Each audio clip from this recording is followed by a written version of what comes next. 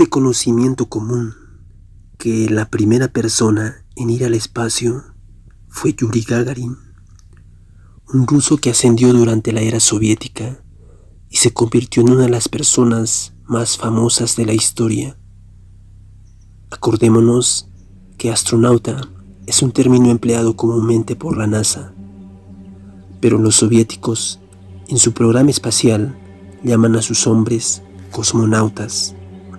Yuri Gagarin encabeza la lista como el más legendario, no solamente entre cosmonautas, sino también por cortesía científica entre astronautas. Pero quizás no se le debería llamar el primer hombre que subió al espacio.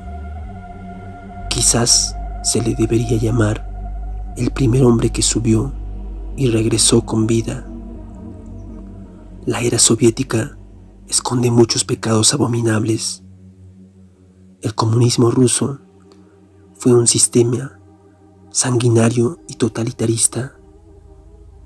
Con totalitarismo quiero decir que se podía hacer cosas y se guardaba el más estricto secreto respecto a ello. Nadie podía saber lo que sucedía. Los soviéticos querían vender el comunismo como el método de vida por excelencia, la forma de vida del futuro, el sistema económico, etc. Por lo tanto, todos los errores que se cometían en el comunismo eran tapados, en una forma amable de decirlo, porque a decir verdad eran eliminados. Y con algo tan importante como la carrera espacial y el afán por hacerle ver al mundo el maravilloso avance de un país, se guardaba el más celoso y estricto secreto. Si uno le pregunta a una persona común cuál fue el ser humano en ir más lejos, seguramente muchos, tras pensarlo un poco, te dirán a la primera persona en caminar sobre la luna, el norteamericano. ¿Quién pudo haber ido más lejos? Lo cierto es que quien te diga eso está equivocado. La persona en ir más lejos jamás es alguien que no lo disfrutó para nada, no lo disfrutó por lo menos en vida. Es alguien que quizás dentro de los próximos años está por cruzar la frontera de Neptuno para salir del sistema solar.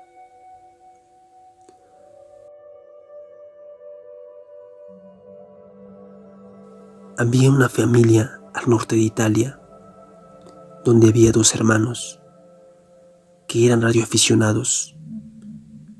Una tecnología básica, una tecnología simple, pero en aquel entonces era la crema innata.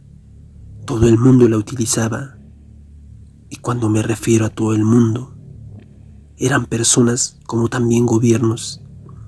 El internet no existía. Eran los años 50. Y los dos hermanos, aparte de ser radioaficionados, habían logrado construir su propia antena. Nuevamente, esto no tiene nada de extraordinario. Eran niños muy inteligentes, niños que alimentaron su afición y estudiaban bastante y pedían ayuda a sus maestros, que al ver semejante entusiasmo los ayudaron hasta que finalmente lograron construir su propia antena, con la que se divertían intentando hablar con otras personas alrededor de ellos. Pasaron los años, los hermanos fueron aprendiendo más y fueron creciendo más. De ser niños, se convirtieron en adolescentes. En un fin de semana, estaban disfrutando de una noche libre y comenzaron a jugar con su radio en el ático de su vieja casa. Se pusieron sus audífonos, le gritaron a su madre en italiano que por favor no los molestara después de la cena y comenzaron.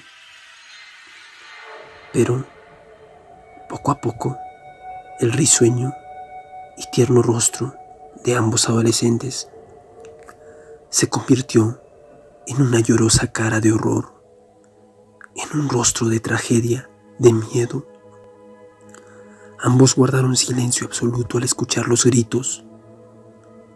No era el idioma que ellos hablaban, no podían entender absolutamente nada de lo que este pobre hombre, desesperado, aterrorizado, gritando a todo pulmón, rogaba, pero sabían que era una llamada de emergencia, una llamada de auxilio.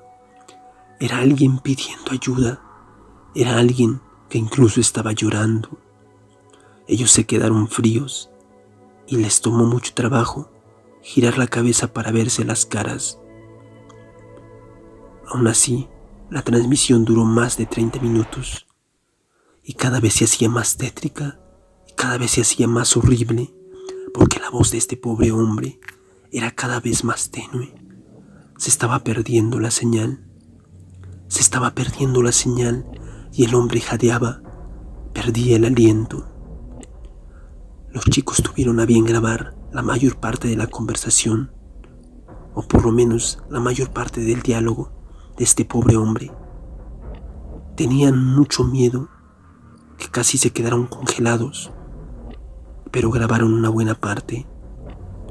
Armados con esta grabación, al día siguiente le preguntaron a un profesor en qué idioma hablaba este señor.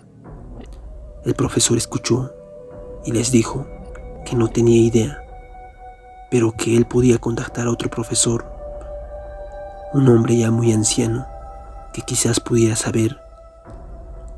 Pasó una semana y cuando los chicos finalmente fueron a hablar con el profesor, escucharon una revelación que los aterrorizó. Resulta que el idioma era el ruso. El susto fue tal que desmontaron la antena. Los hermanos tenían miedo de que pudieran haberlos rastreado, de que pudieran haber escuchado una conversación secreta. Se dieron cuenta de que en efecto habían escuchado una comunicación con un cosmonauta.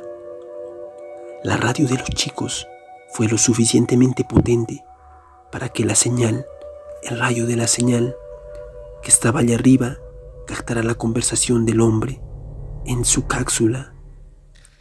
Era una llamada de auxilio. El hombre lo único que repetía era: por favor, donde estén, díganme algo. Por favor, contéstenme. ¿Qué hago? ¿Qué hago? No puedo respirar. No puedo respirar. ¿Qué hago? ¿Qué hago? Por favor, contéstenme. Y cuando su voz se quebró, esto les dejó helados. Teniendo este dato, los chicos no necesitaron de ningún profesor que les dijera que la razón por la que la señal se estaba perdiendo poco a poco a lo largo de los minutos era porque la cápsula en la que tenía que estar aquel pobre hombre estaba saliendo del eje gravitacional del planeta y se perdió en la nada, en la inmensidad del espacio. Pasaron los años y se atrevieron a llevar la cinta a un doctor italiano, un doctor que les confirmó que los jadeos eran propios de un hombre que se estaba quedando sin oxígeno. Era bastante obvio lo que había pasado y recién hace poco esta historia se hizo conocida, muy para vergüenza del programa espacial soviético. No toma mucho pensar cómo habrá sido para este pobre hombre darse cuenta lentamente de que no solo no iba a poder regresar nunca más a casa, de que no solo el oxígeno se le iba a acabar eventualmente, sino que allá en la tierra su familia ni siquiera lo iba a poder enterrar y solamente iba a quedar como un punto perdido en la nada, en el vacío cósmico. Y hoy, preservado a menos de 270 grados bajo cero, el cuerpo de este desafortunado cosmonauta sigue viajando en la inmensidad del espacio, del vacío infinito.